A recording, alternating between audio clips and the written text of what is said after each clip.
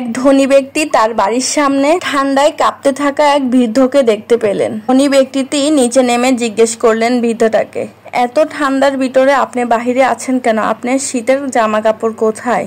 বৃদ্ধটি জবাব দিলেন, আমি গরিব, অসহায়, আমার কোনো গরম জামা কাপড় নেই, কিন্তু এতে আমি নিজেকে মানিয়ে নিয়েছি। ধনী ব্যক্তিটি অবাক হয়ে বলল, আপনি একটু অপেক্ষা করুন, আমি আপনার জন্য গরম জামা কাপড় নিয়ে আসছি। এরপর তিনি তার বাড়িতে ঢুকে এতটাই ব্যস্ত হয়ে পড়েছেন যে বৃদ্ধের কথা বিন্দু মাত্র তার মনে নেই। সকালে তিনি ঘুম থেকে উঠে রাতের কথা মনে পড়ে ছুটতে বৃদ্ধার কাছে চলে গেলেন, কিন্তু ততক্ষণে বৃদ্ধাটি মরে গেছে, ঠান্ডায় জমে গিয়ে রাতেই মারা গেছেন। ধনী ব্যক্তিটি খেয়াল করলেন বৃদ্ধার লাশের পাশে একটা চিঠি লেখা ছিল।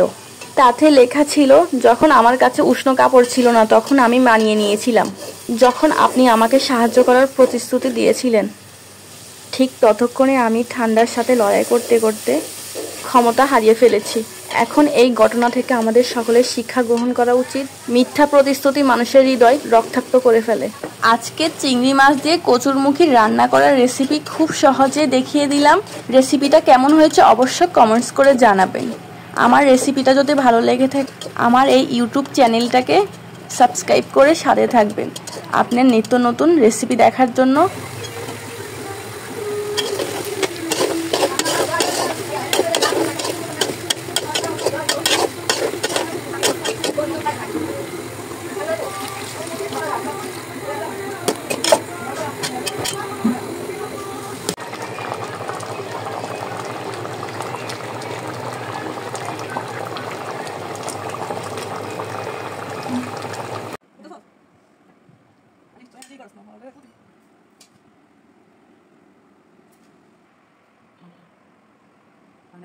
ওই যে তো আর কত করবি?